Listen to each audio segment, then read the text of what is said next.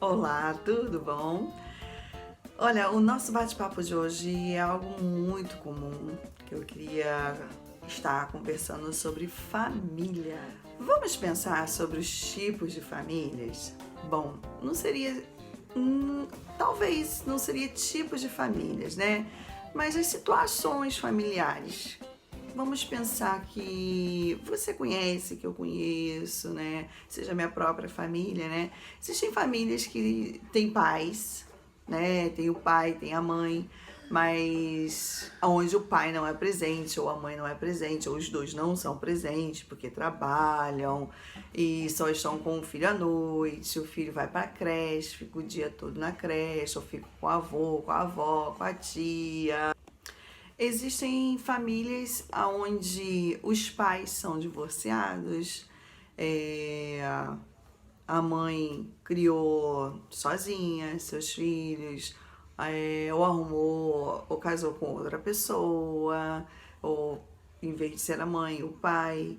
Existem filhos órfãos, né? Foram criados num abrigo ou com os avós.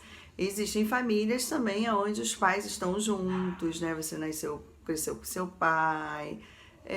Ou seja, vários tipos de famílias, né? Várias situações familiares, vidas comuns, né? Situações comuns que nós vivemos hoje no nosso século aí, né? No ano de 2020. Talvez você esteja pensando, poxa, por que a Michelle está falando sobre isso? Por que eu estou falando? Porque as marcas da nossa infância mexem muito com a gente, né? São sementes colocadas em nós na nossa infância. E essa semente fala de sentimentos também. Não estou falando só de uma questão de educação, se a pessoa te ensinou a ser bem educado, se você cresceu bem educado, você sabe falar bom dia, sabe falar boa tarde, você se comporta bem diante das pessoas. Não nesse quesito, mas como você é resolvido dentro de você. Como é você, como é tudo dentro de você. Ah, eu não quero ter a família que eu tive, então eu vou ser assim, assim, assim. Você assim, assim, assim. Na verdade, se formos ver a nossa geração anterior, né? Por os pais terem sido muito rígidos, depois os pais tentaram ser mais tranquilos.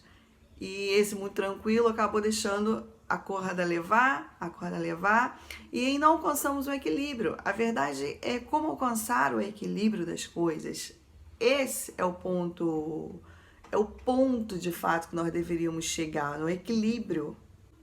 Mas muitas das vezes nós não conseguimos. É muito difícil chegar no equilíbrio, mas eu tô falando mais da questão dos sentimentos que são brotados em nós. Como nós crescemos quando somos rejeitados, quando nós somos maltratados, quando apanhamos demais na nossa infância, quando fomos deixados com nossos avós em vez de estar diretamente com os nossos pais, quando não tivemos uma conversa sadia com nossos pais, tudo era através de briga, quando assistimos nossos pais brigarem.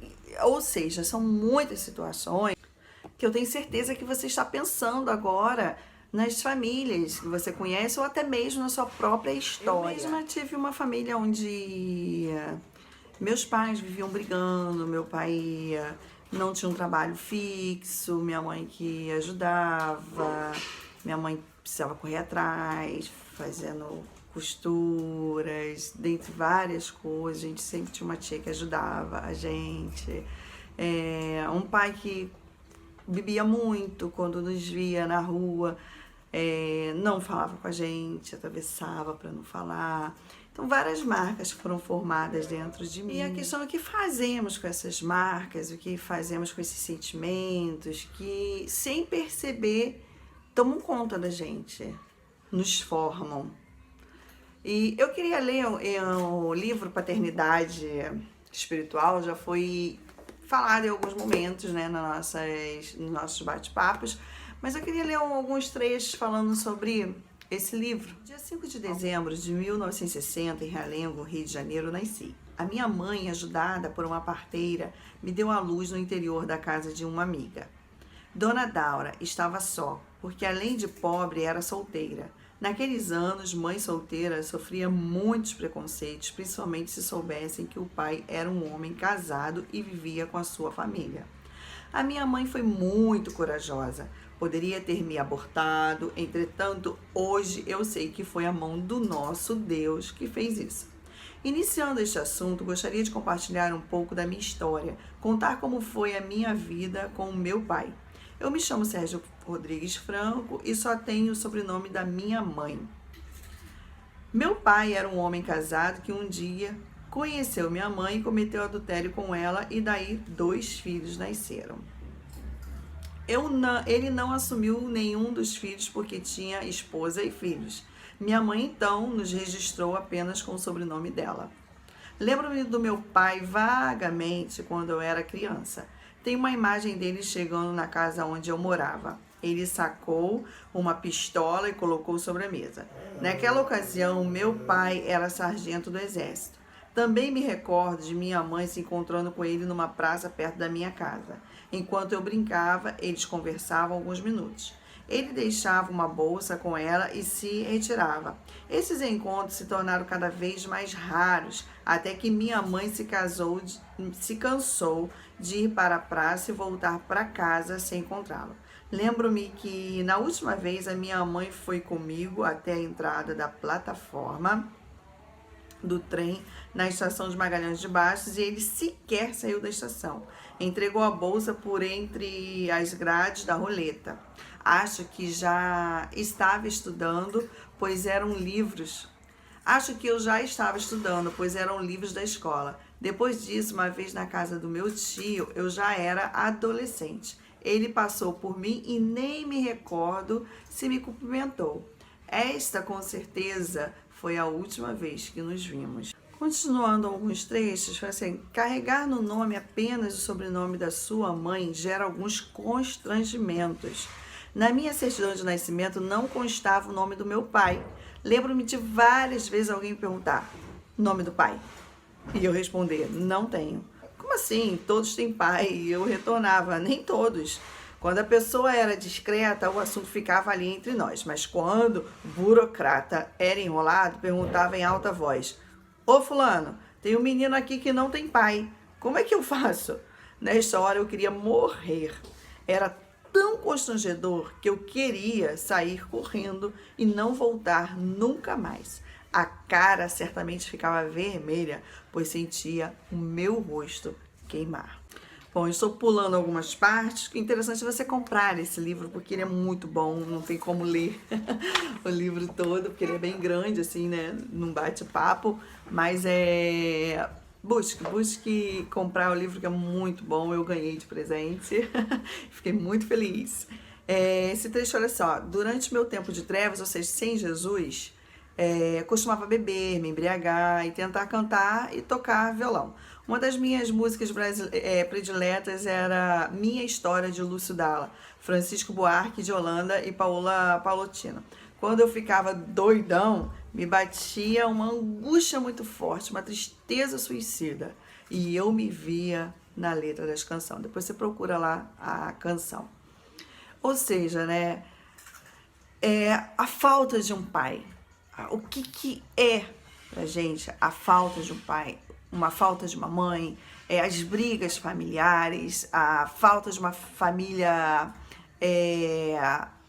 estabilizada, não só financeiramente, mas sentimentalmente, emocionalmente.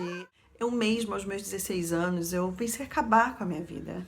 Por N motivos, eu me tornei uma adolescente rebelde, enfrentava minha mãe, gritava, entrei em namoros, muitas histórias, né? E depois entrei em uma depressão profunda. Esse bate-papo é para um outro momento, mas eu quero continuar aqui e ler mais um trecho assim, ó, que diz assim: olha, quando meu coração foi iluminado na minha conversão, além de entender a esperança do meu chamamento, Deus me levou a compreender a riqueza de possuir um pai. Um dia ouvi o Senhor dizer claramente: eu sou seu pai. E assim fui liberto de muitas frustrações e autocomiserações.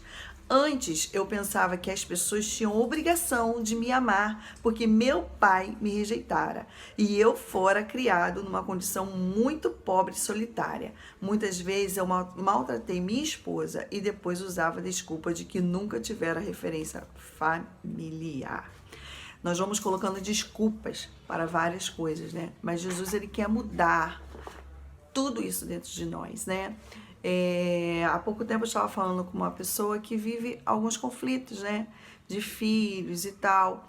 Ou seja, o que nós podemos fazer para cooperar com nossos filhos, para que eles cresçam, né? Para que eles cresçam visualizando as coisas da melhor forma possível. Nós devemos fazer isso, devemos cooperar com nossos filhos dessa forma, né? Se você era uma mulher que foi abandonada pelo seu marido te traiu, vive com outros, deixou com filhos, não gere no coração do seu filho rancor, né? Na hora que teu pai fez comigo, olha, por causa disso. Não gere, porque ele já sofre a marca, né, de ter um pai longe, né? Ainda que ele viva longe, mas seja presente, para sempre ligar, alguma marca fica nisso, porque ele não mora. Não é o ideal. O ideal é o quê? Pai, mãe, filhos viverem juntos, numa harmonia. E o ideal não é que ele viva com outra mulher, que ele viva com a sua mãe, que vocês vivam juntos. Esse é o ideal. Então já tem isso que não é legal. E a outra coisa que não é legal é você gerar, poxa, ele me abandonou, olha o sentimento de abandono, olha o que ele fez com a minha mãe. Olha. Então a gente acaba gerando no coração do nosso filho, né? E às vezes a gente nem precisa falar nada, porque as coisas já conspiram de uma forma ruim, para que nossos sentimentos sejam negativos, para que nós sejamos pessoas mal resolvidas.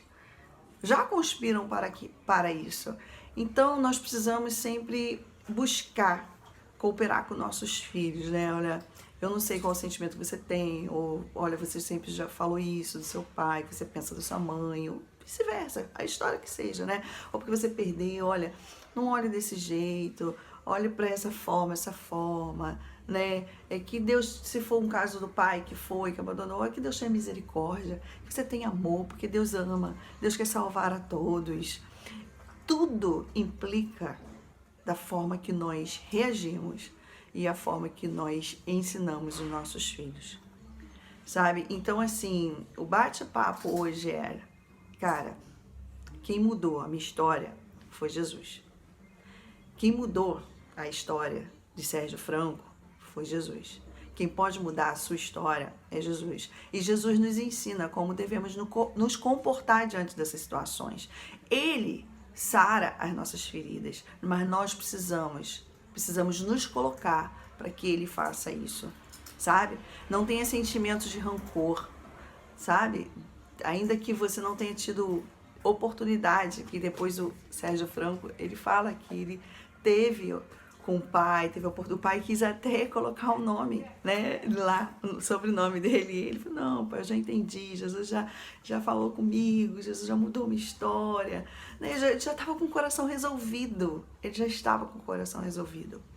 Tenha um coração resolvido em Deus, deixa Deus curar suas feridas, deixa Deus mudar, né, o seu interior, para que você tenha paz, para que você viva tranquilamente, para que você consiga ser uma mãe segundo o coração de Deus, que semeia a paz, a harmonia e não a discórdia, que semeia o perdão e não a falta de perdão, sabe? Que você seja essa mãe, que você seja essa amiga, porque muitas vezes, graças a Deus, Deus nos deu uma família, conseguimos ter uma família em harmonia, mas com certeza que você seja alguém que produza a vida de Deus na vida de outras famílias, porque famílias disfuncionais hoje é o que mais temos.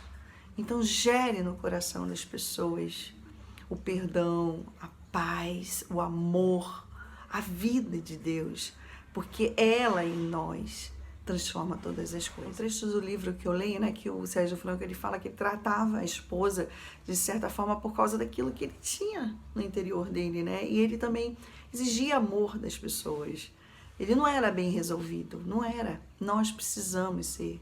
bem resolvidos em Deus, entender as coisas, procurar entender.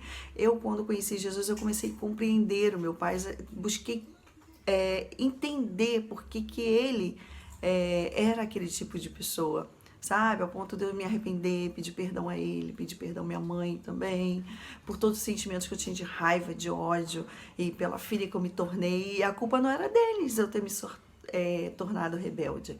A culpa não era deles. Eles podem ter sido responsáveis, mas a culpa não era deles, porque eu agora já sabia o que era certo e errado, a escolha era minha. Então, quando eu vi Jesus, eu falei assim, cara, Jesus é a solução para mim e para todos, meu pai e minha mãe. A salvação individual, a mudança individual. Ou eu quero seguir, persistir no erro, ou eu quero mudar a minha vida. A diferença está nisso. Você quer persistir nisso, nesses sentimentos, ou você quer mudar? Você quer ver o que fizeram com você, ou você quer ver o que Deus fez por você? E você, assim, poder ter uma vida em mais semelhança de Cristo, sabe? Ainda que o outro que fez o mal com você não se arrependa, você foi estuprada pelo seu pai, pelo seu avô, não sei, por alguém que era uma referência para você e deixou de ser, porque ele te feriu, te tocou de forma que não deveria. E você vai se tornar alguém igual ou pior por causa de um sentimento que foi brotado dentro de você. Não só um sentimento, mas por causa de uma marca que foi semeada na sua vida. Ou você vai querer ter uma vida, uma mente renovada, sabe? Ver que aquela pessoa depende de Deus assim como você, que ela é pecadora tanto quanto você. Porque todos nós carecemos da vida de Deus em nós, da glória de Deus, todos nós. Por mais bom que a gente queira se tornar, queira ser, busque ser, não somos bons o suficiente. Todos nós carecemos de Deus, da vida de Deus. Então eu te incentivo nesse dia, mude, deixa Deus mudar, deixa Deus te renovar a tua mente, sabe? Que você seja também um semeador da vida de Deus em outras pessoas, para que elas tenham uma mente transformada, que as marcas da infância ou de uma vida adolescente, adulta mesmo, porque as marcas elas continuam vindo sobre nossas vidas, mas que nenhuma delas sejam mais fortes do que a vida de Deus, que o perdão de Deus, do que a alegria de Deus, do que a paz de Deus, que excede todo entendimento humano, sabe? Que essas coisas, sim, possam fazer parte da nossa vida. Bom, eu queria continuar, mas vai ficar muito longo. Podemos voltar nesse papo em outro momento. Curta, aí se você não curtiu ainda, curta o videozinho, compartilhe, fale também, escreva alguma coisa que você achou, o que a gente pode falar adiante, né? Vou colocar aí, né, o link onde você pode comprar esse livro, sabe? E vamos aí pro nosso próximo bate-papo, tá bom? Um beijão no coração, que de fato essa palavra tenha se feito efeito em você e em mim, porque ela se renova, né? A palavra de Deus, ela se renova cada dia nas nossas vidas. Beijo no coração.